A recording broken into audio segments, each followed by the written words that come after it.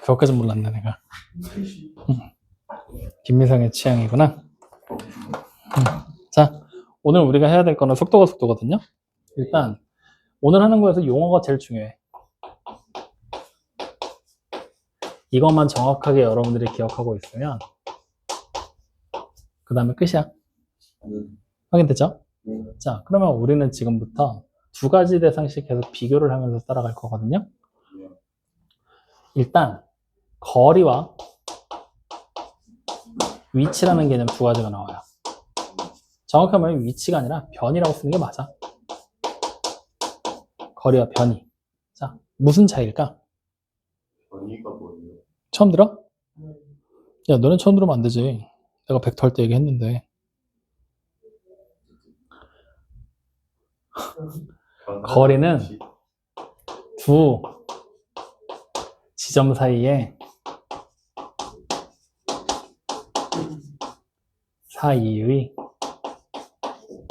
최단 거리거든. 그리고 이걸 다른 말로 표현하면 변이 있지, 변이. 지금 새로 나온 변이라는 단어 있지. 그거의 절대값이야. 즉 변이가 뭐냐면 내가 지금 여기 서 있거든. 권택진까지 가는데 두 걸음만 걸으면 갈 수 있어. 김민성한테 갈 때도 두 걸음만 걸으면 갈 수 있어. 그러면 그때 변이는 뭐냐면 내가 택진의 방향으로 두 걸음이라고 얘기하면 그게 변이야. 확인돼요? 그러면 내가 그 택진의 방향으로 두 걸음이라는 그 말에다가 절대값을 취해버리면 뭐만 남겠어? 두 걸음만 남겠지? 그럼 내가 두 걸음에 갈 수 있는 데는 택진에도 있고 민성에도 있는 거야. 확인돼요? 즉 나에서부터 택진에까지의 거리가 두 걸음. 근데 변이는 뭐냐? 이 두 걸음이라는 말이 거리. 너 이해 못했지 이 새끼? 아니요. 응, 그럼 내가 택진이 쪽을 향해서 두 걸음. 이렇게 되면 뭐야? 변이가 되는 거야. 그러면 내가 택진이 쪽을 향해 두 걸음 가. 그럼 무슨 일이 벌어지겠어? 나는 현재 위치에서 이쪽으로 두 걸음을 가겠지. 근데 만약에 이쪽을 바라보면서 내가 택진의 방향으로 두 걸음이라고 얘기를 해. 그러면 일로 두 걸음을 가겠니? 아니면 이쪽으로 가겠니? 그렇지, 이쪽으로 간다는 얘기야. 다시 말하면 변이라는 개념은 뭐냐면 우리가 위에서 봤었던 거리 있지. 거리. 그 거리에다가 방향이 추가된 거라고 생각하면 돼. 확인됩니까? 그러니까 다시 말하면 거리, 스칼라, 변이는 벡터 크기의 방향이 야 이씨.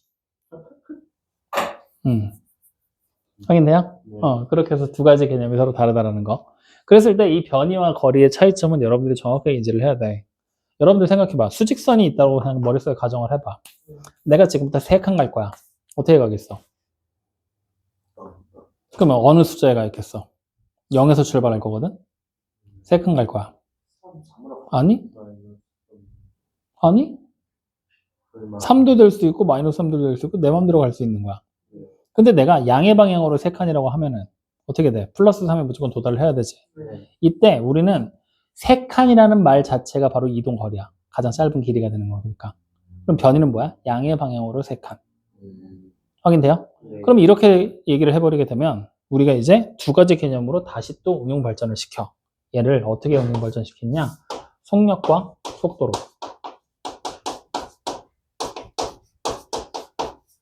확인됩니까? 그럼 우리가 속력을 구하는 공식이 뭐였어? 시간분의 거리였지. 그걸 우리가 말로 써보면 뭐라고 얘기하냐면 시간에 대한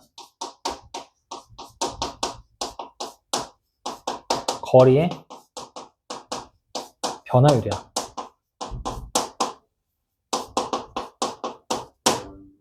확인됐어요? 왜? 시간에 대한 거리의 비율이잖아. 시간분의 거리니까. 확인됩니까? 그러면 속도는 뭐야? 시간에 대한 뭐라고 얘기를 할 거냐면 위치의 변화율이라고 얘기를 할 거야. 즉 위치의 변화율.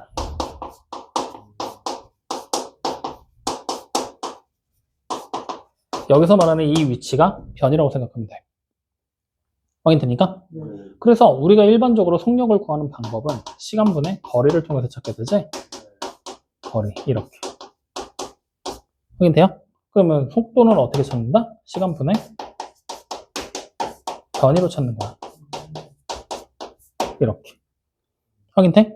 이때 시간을 내가 한없이 0에 가깝게 만들 거야. 그럼 뭐라고 쓰면 돼? 델타 t라고 쓰면 돼. 맞죠? 그 다음에 거리도 그러면 한없이 어떻게 돼? 0에 가까워지겠지. 그러면은 이때는 델타 S. 확인됩니까?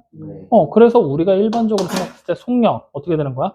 거리를 시간에 대해서 미분하면 되는 거야. 즉, 그래서 속력을 구하는 방법. 지금부터 우리는 어떻게 생각할 거냐? 속력은 거리를 시간에 대해서 미분해버리면 돼. 이해됩니까? 안 됩니까? 자, 같은 방법. 시간분의 변이라고 나왔지? 그러면 시간이 뭐야? 한없이 0에 가깝게 만들면 또 델타 t겠지. 확인됩니까? 그럼 변이, 위치가 변하는 거잖아. 델타 t라고 하자. 확인돼요? 그럼 이렇게 되면은 결국엔 또 뭐가 되는 거야? 얘는 어떻게 구하면 돼? 거리된다. 변이를 시간에 대해 그렇지. 미분해버리면 되는 거야. 이게 속도야. 확인돼? 그러면 생각을 해봐. 지금 내 위치에서 이쪽 방향이 플러스 방향이고 이쪽 방향이 뒤쪽 방향이 마이너스 방향이야. 자, 나 여기서 있을 거야. 카메라 바로 앞에. 그러면 자, 다시 한번 위쪽 앞쪽 하면 헷갈리니까 이쪽하고 이쪽이라고 생각을 하자. 그러면 이쪽이 양의 방향, 플러스 방향, 이쪽이 음의 방향이야. 자, 내가 여기서 지금 권택진 나 민성이가 이렇게 일렬로 쭉 서 있어. 이쪽으로 가. 그럼 누가 만나? 민성이를 만나겠지. 그랬을 때 나는 민성이와 택진이 정중앙에 서 있어. 그러면 내가 민성이까지 가려면 3칸만 가면 돼. 그럼 나는 민성이 쪽으로 플러스 3만큼 가는 거지. 그럼 택진이 쪽으로는 어떻게 되겠어? 마이너스 3만큼 가게 되지. 그럼 내가 민성이까지 이동한 거리는 얼마야? 3칸. 택진이까지 이동한 거리도 3칸. 즉 내가 있는 위치에서 민성이와 택진이까지 가는 위치는 3칸으로 동일해. 근데 내 위치에서 변화된 위치, 변화된 지점을 보잖아. 민성이는 어떻게 되는 거야? 플러스 3. 택진이는 마이너스 3. 그럼 둘의 변이는 같아 달라? 달라. 여기가 중요한 포인트야. 거리는 똑같지만 변이 자체는 달라. 위치는 다르다는 얘기야. 그러면 그 말을 다시 해석하면 속력은 거리, 어차피 절대값 취할 거잖아. 항상 양수값으로 등장하거든? 근데 변이는 속도는 어떻게 되겠어? 어느 쪽 방향으로 가느냐에 따라서 내가 민성의 방향으로 가면 플러스라는 속도가 나올 거고 택진의 방향으로 가면 마이너스라는 속도가 등장하게 된다. 이렇게 달라지게 된다는 것까지 같이 확인할 수가 있다는 거야. 이렇게 해서 두 가지 개념 확인됩니까? 자, 그럼 마지막으로 등장하는 거는 가속도라는 개념인데 가속도는 그냥 별개로 따로 생각하자. 자, 가속도를 구하는 방법은 우리가 어떻게 찾게 되냐면요. 시간분의 속도야, 속도. 그래서 가속도야. 그럼 이걸 다시 생각하면 얘는 뭐가 되겠어? 속도에 대한 시간에 대한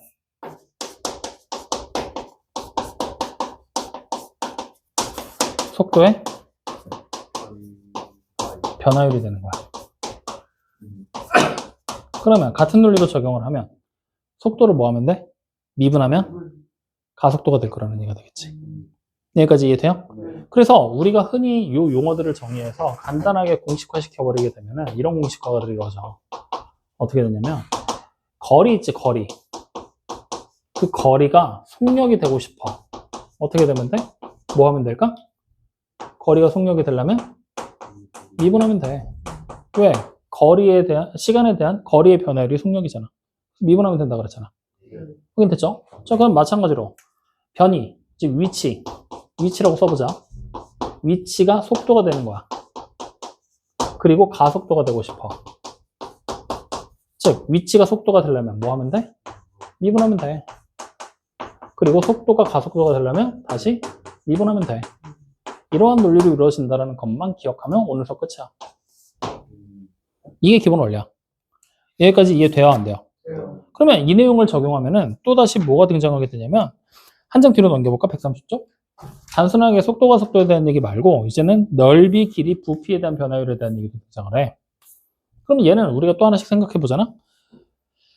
길이는 말 그대로 길이지. 넓이는 뭐야? 도형의 길이끼리 곱해서 만든 도형의 넓이가 되는 거고 부피는 쌓아 올려서 만든 들이 얼만큼 들어가냐 그걸 얘기하는 거지. 그러면 또 생각을 해봐. 우리가 길이라는 것 자체가 존재를 할 거고 마찬가지로 넓이가 존재를 할 거고 뭐 부피가 존재를 할 거고 막 이런 얘기들을 하게 되잖아. 근데 여기 지금 보면은 뭐라고 나오냐면 시간에 대한 길이, 넓이, 부피의 변화율이다라고 나와야지. 맞아 아니에요? 그럼 자, 니네가 생각을 해봐. 지금부터 하나의 길이가 있어. 이만큼의 길이가 있어. 이게 점점 변한 거야. 시간이 갈수록 늘어나. 그럼 시간을 내가 0으로 줄이는 순간 어떻게 돼? 길이도 0으로 줄어들겠지. 다시 말하면 우리가 길이의 변화율을, 즉 길이를 미분하면 무조건 뭐가 된다는 얘기야? 0에 가까워진다는 얘기야. 시간에 대한 길이의 변화율은 0에 가까워지겠지. 시간이 줄어들수록. 확인돼요? 자, 같은 논리로 따라가면 넓이를 내가 만들었어. 그럼 넓이는 정확하게 말하면 어떻게 된 거냐면 이렇게 생긴 선 있지. 내가 직사각형을 하나 만든다고 치면은 가로의 길이만큼의 선이 진짜 빼곡하게 계속해서 쌓이다 보면 어느 순간 뭐가 되는 거야? 직사각형의 형태를 이루게 된단 말이야. 맞아요, 아니에요? 즉 길이가 계속해서 쌓이는 중이야. 시간이 흘러갈 때마다. 그러면 말 그대로 시간을 0으로 만드는 순간 얘는 넓이가 아니라 뭐가 돼? 하나의 길이에 가까워지게 되겠지. 확인돼요, 안 돼요? 그래서 우리가 이제 추가로 등장하게 되는 게 뭐냐면 길이가 나오고 그 다음에 넓이가 나오고 그 다음에 부피가 나오게 되거든. 자, 우리 방금 얘기했어. 넓이 자체가 점점점 0에 가까워지게 되면 시간이 점점 0에 가까워지게 되면 어떻게 돼? 길이 하나로 변하게 된다 그랬지. 다시 말하면 넓이 미분하면 뭐가 돼? 길이가 되는 거야. 확인되니? 자, 그럼 다시 부피는 뭐야? 하나의 면을 쌓아 올린 거지. 그러면 시간이 지날수록 계속 쌓아 올라갈 거야. 그럼 시간이 0에 가까워지면 어떻게 돼? 또 하나의 면만 남게 되겠지. 그러니까 다시 부피를 미분하면 뭐가 되는 거야? 넓이가 되는 거야. 그래서 요 추가적인 거 하나 더. 요거까지만 기억하면 돼.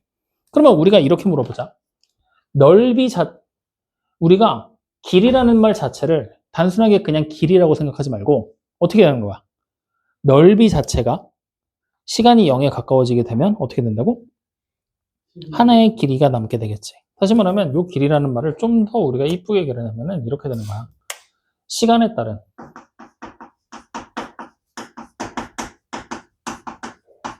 넓이의 변화율을 통해서 찾게 되는 거지. 그래서 시간이 늘어나게 되면 어떻게 돼? 넓이가 점점 커지게 될 거고 시간이 줄어들게 되면 무슨 일이 벌어져? 길이가? 그렇지. 넓이 자체가 이렇게 하나의 선에 가까운 모양이 될 거니까 하나의 길이를 뜻하는 내용으로 바뀌어버리게 되는 거잖아. 무슨 말인지 이해되니 안 되니? 그럼 자, 마찬가지로 넓이는 그럼 뭐라고 생각하면 될까? 시간에 따른 부피의 변화율로 접근해도 된다는 거야.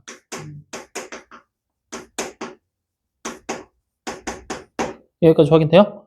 그래서 요거는 말이 좀 헷갈릴 수 있으니까 여러분들이 써놓고 가자. 시간 t에서의 길이의 변화율, 시간 t에서의 넓이 s의 변화율, 시간 t에서의 부피의 변화율 나와 있지.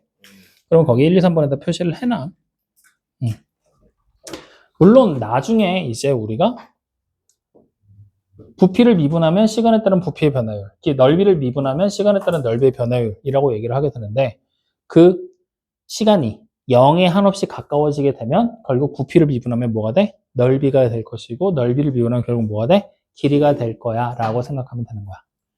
확인돼? 근데 이런 말 자체는 여러분들이 나중에 공부를 하게 될 거고 그냥 요 말 자체의 의미만 생각하면 돼. 요 말 자체, 요 말 자체. 지금은. 여러분들 책에서는 딱 그것만 얘기를 하고 있는 거야. 그럼 자, 생각해봐. 시간에 따른 넓이의 변화율이야. 어떻게 하면 되겠어? 넓이를 구한 다음에 시간에 대해서 미분하면 시간에 따른 넓이의 변화율이 나오겠지? 그러면 시간에 따른 부피의 변화율은 어떻게 하면 돼? 부피를 구해놓고 걔를 시간으로 미분하면 시간에 따른 부피의 변화율이 얼마인지가 나오게 되겠지? 그렇게 그냥 구하는 거 정도만 지금 당장은 생각하면 된다. 헷갈리면 아예 이 말 자체를 빼. 그냥 이런 말이 있어요 라는 것만 알아둬. 그러면 굳이 공식화 시킬 필요도 없어지게 되는 거니까. 여기까지 확인됩니까? 네. 그래서 이렇게까지 해서 기본적인 개념 정리 끝. 이거 가지고 문제 풀면서 확인할 거야. 자, 그러면 바로 필수 문제 1번 나와 있는 거 본으로 보자.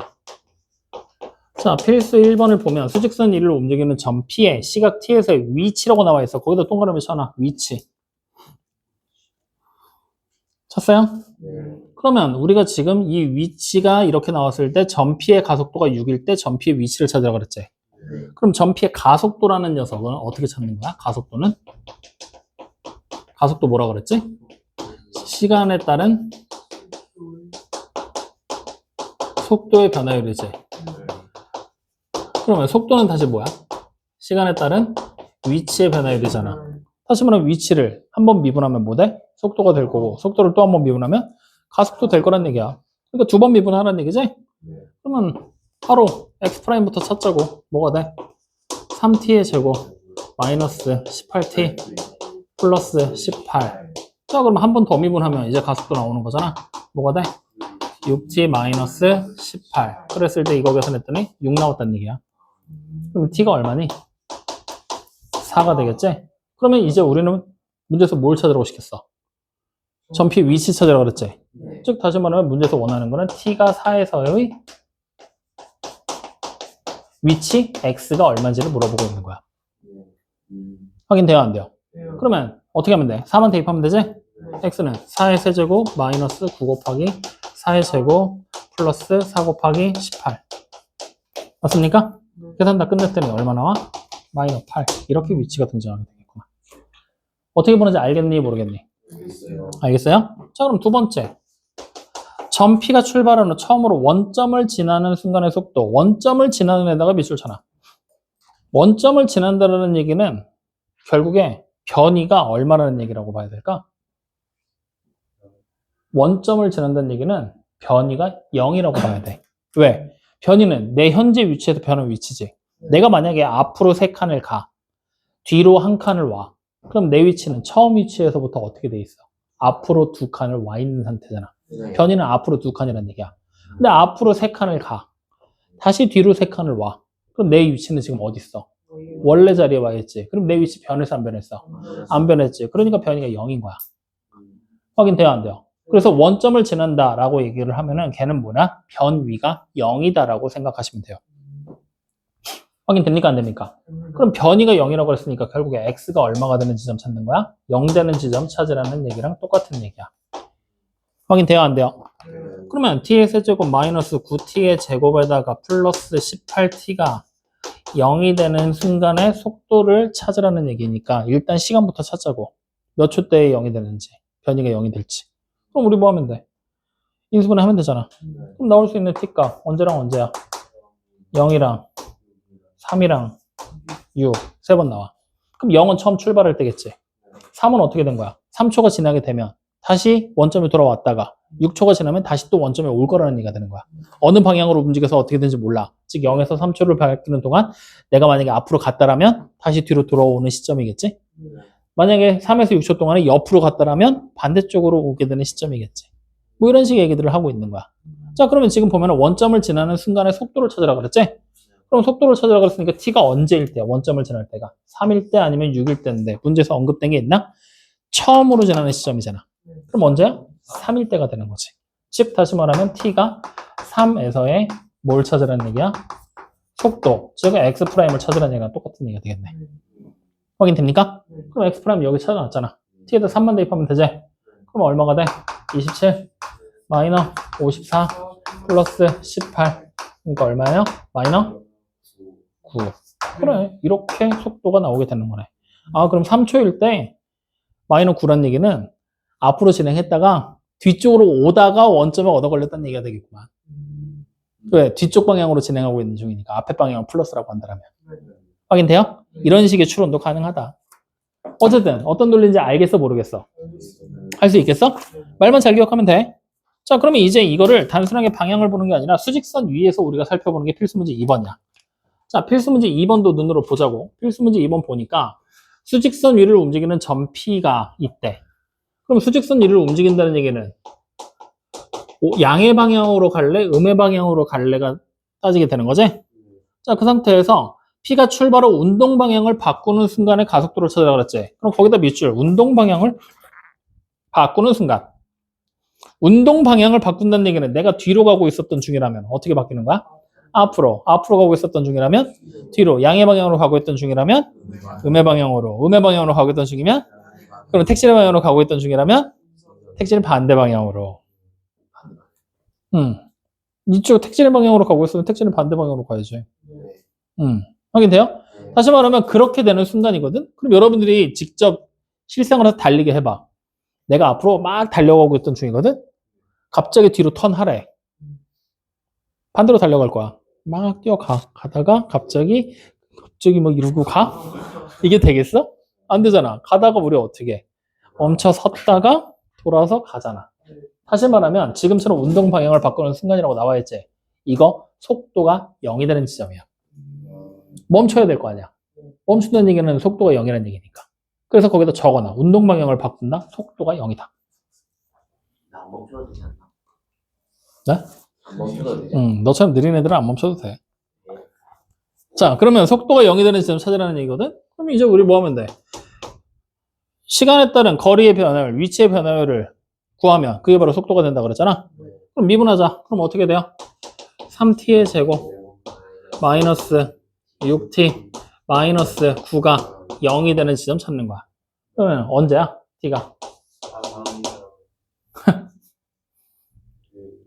3이랑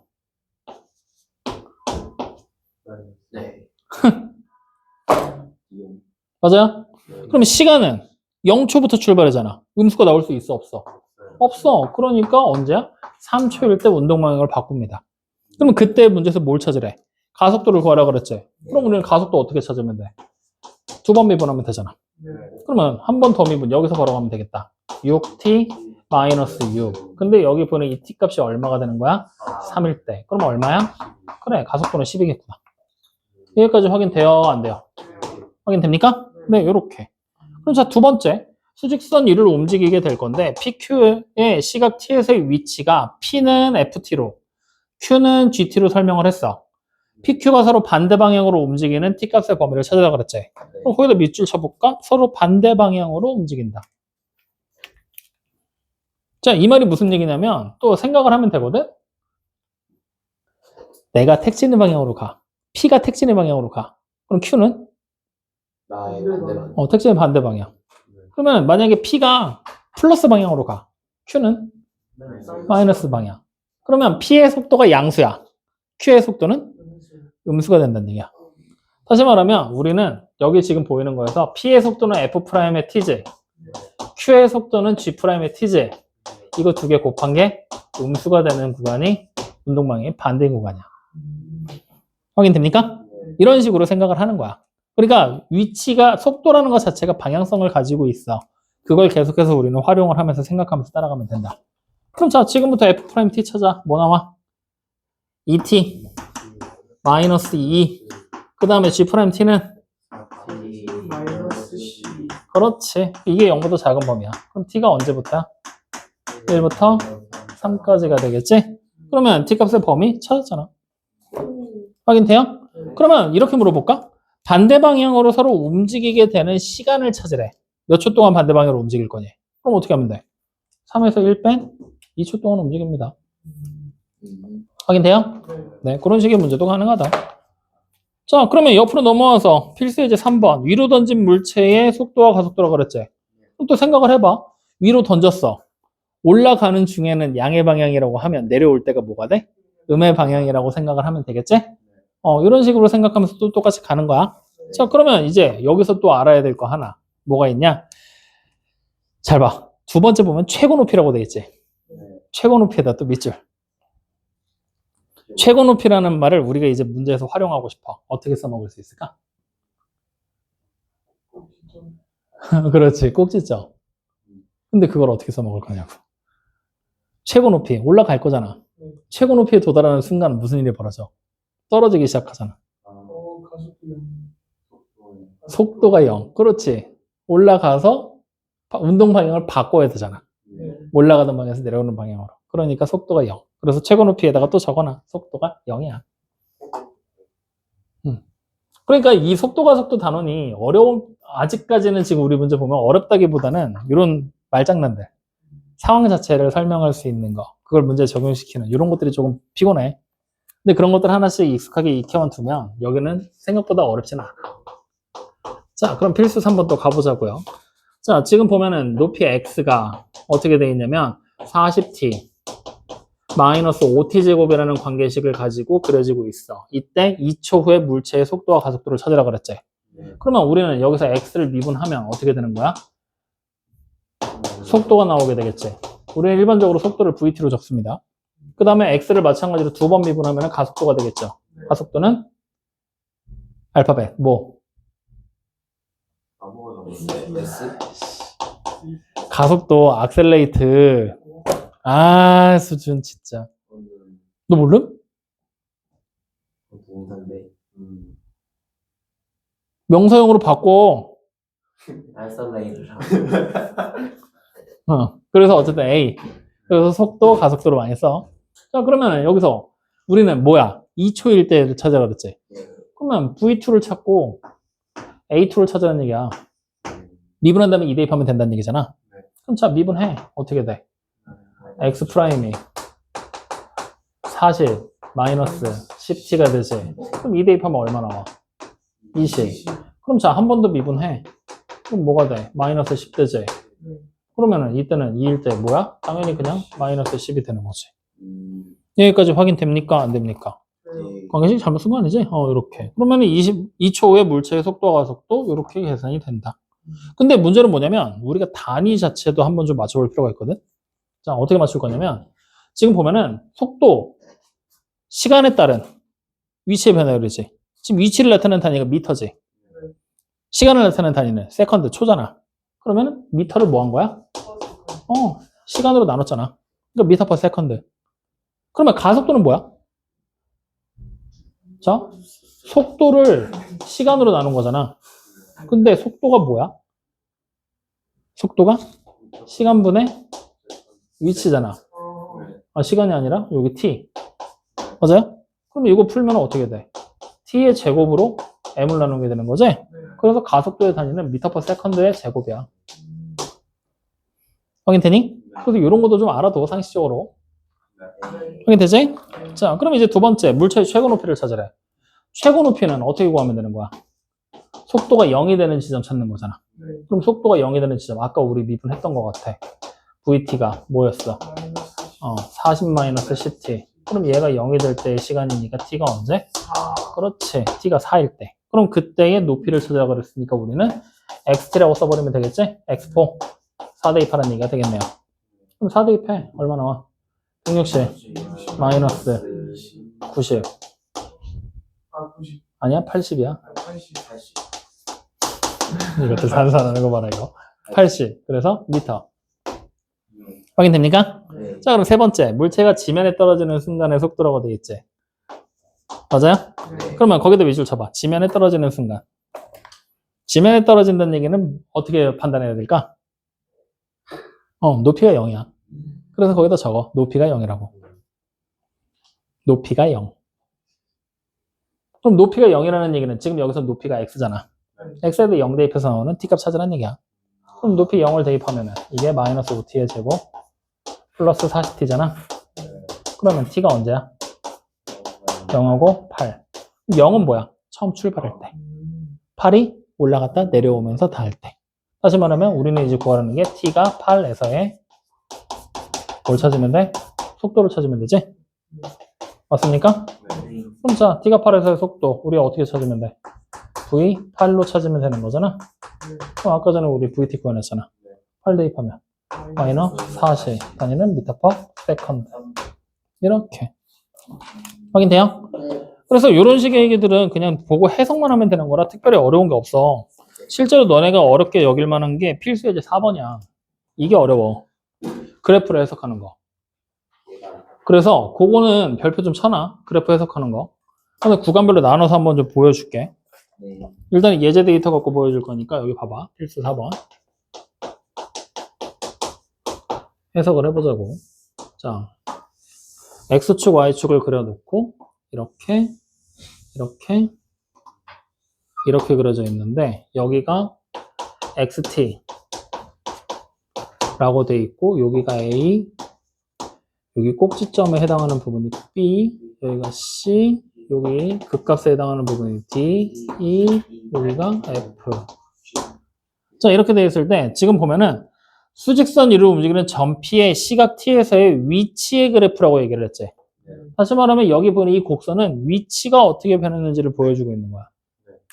확인되니? 그러면 지금 봐. 여기가 뭐야? 출발점이야.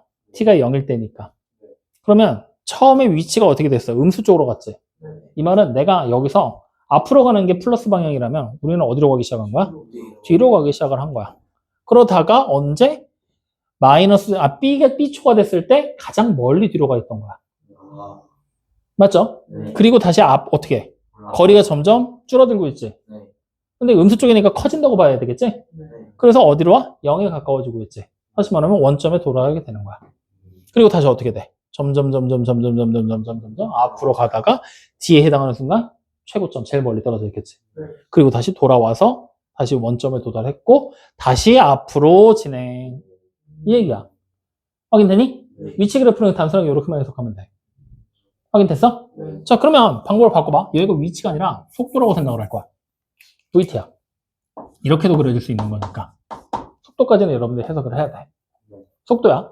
자, 그러면 속도면 처음에 속도가 어때? 음수지.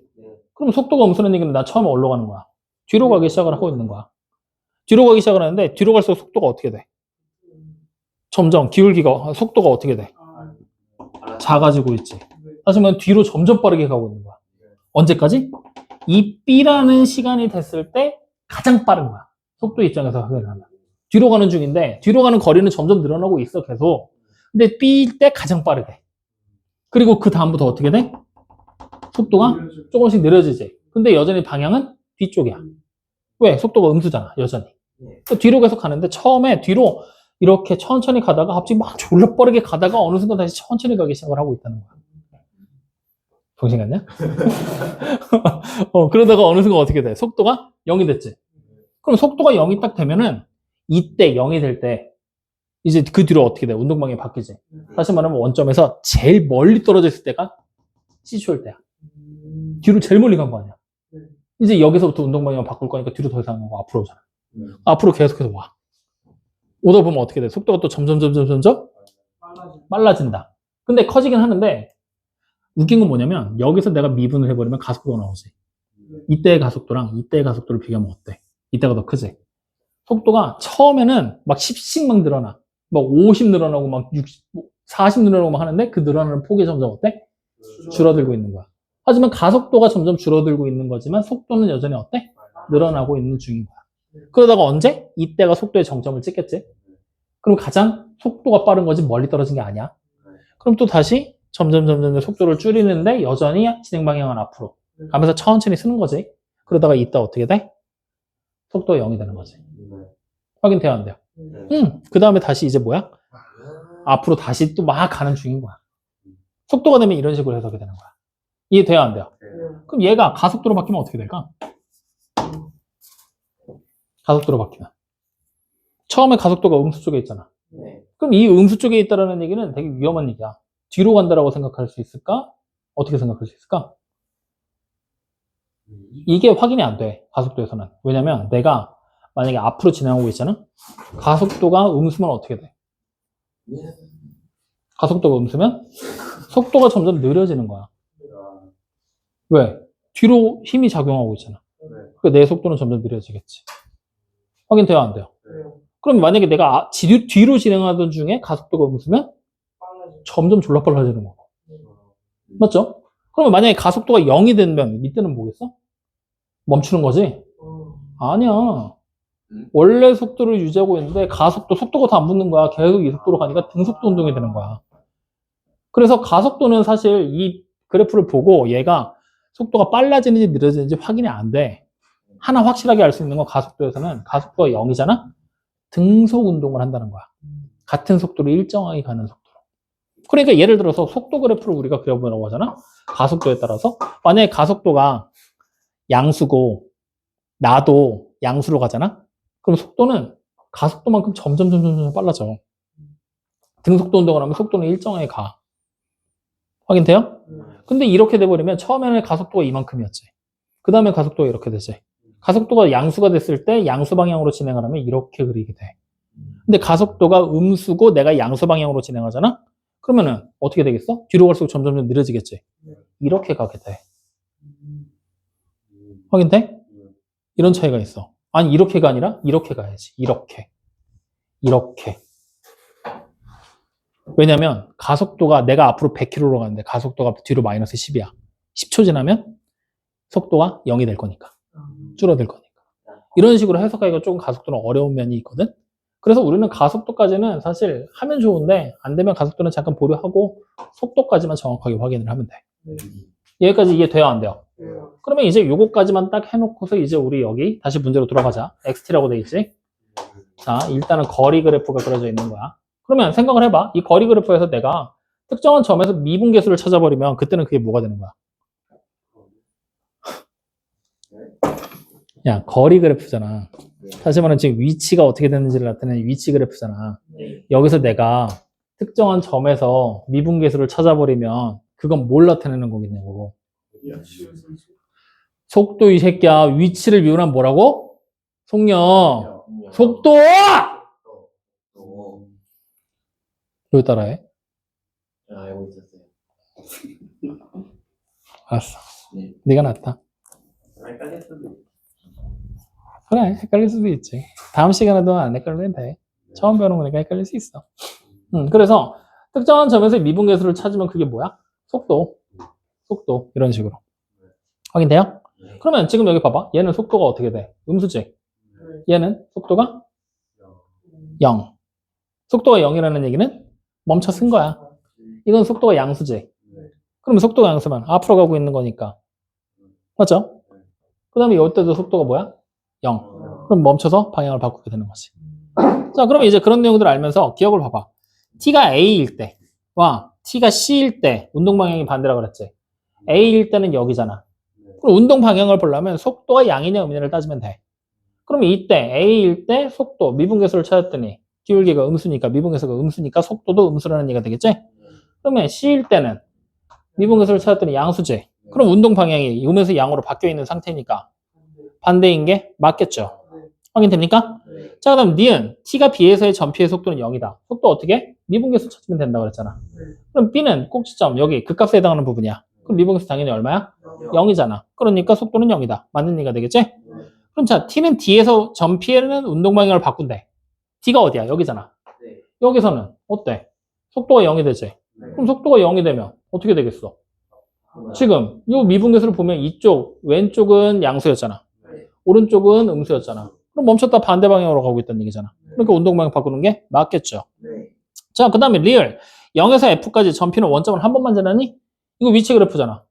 원점을 지난다는 얘기는 이동거리, 변이가 위치가 0이 되는 지점이 원점을 지나는 거잖아. 그럼 처음 출발할 때 제외 여기서 한 번 지났지. 또 여기서 또 한 번 지나잖아. 확인돼요 안 돼요? 그러니까 몇 번 지나게 되는 거야? 2번. 그러니까 틀린 얘기가 되는 거죠. 이런 식으로 그냥 보고서 여러분들이 해석하면 돼요. 한번 해봐. 해보고 안 되는 거 다음 시간에 질문 한번 더 하자. 여러분들이 직접 해봐야 돼. 이거는. 확인됐어요? 자, 그러면 필수예제 5번 시간에 대한 길이의 변화를 찾으래. 그러면 단순하게 생각해봐. 시간에 대한 길이의 변화를 어떻게 하면 돼? 길이 구한 다음에 뭐 하면 돼? 미분하면 되잖아. 말 그대로의 의미를 해석하는 거야. 그럼 자, 지금 보면은 길이가 키가 1.6m인 학생이 높이가 4.8m인 가로등 바로 밑에서 출발해서 몇 주 0.8의 일정한 속도로 일직선으로 걷고 있대. 그럼 자, 이거 문제 한번 보자. 필수 5번 그림으로 먼저 분석하자. 가로등이 여기 있거든. 4.8이야. 그리고 사람이 어디 있어? 택시는 여기 서 있네. 얼마로? 1.6으로. 맞잖아. 그리고 이렇게 가고 있잖아. 1초에 몇 센치씩? 0.8m씩. 그러면 내가 시간이 t초가 지났어. 이 사람은 어디 와 있어? 여기쯤 와 있을 거야. 택시는 여기 와 있겠지? 이때 얼만큼 걸어온 거야? 0.8t만큼 걸어온 거야. 확인되니? 자, 근데 지금 보면은 뭐냐면 학생의 그림자 끝이 움직이는 속도를 찾아라 그랬지. 갑자기? 사람이 움직이는 게 아니라 그림자가 움직이더네. 즉 가로등이 여기 있잖아. 처음에 빛을 이렇게 쏘면 그림자는 여기 있어. 사람이 여기 와, 택시가 여기 와 있잖아. 그림자 어디 있겠어? 이렇게 쏘니까 그림자 여기 와 있잖아. 맞죠? 다시 말하면 우리는 어떻게 하면 돼? 빛을 쏴서 그림자 자체가 끄트머리가 어디 있는지를 찾아줘야 된다는 얘기야. 이렇게 쏘게 되면 그림자 끝은 여기 와 있겠지? 그럼 우리는 이 끝에 지점의 좌표를 찾으려면 이 길이가 얼마인지 알면 되면 되겠죠?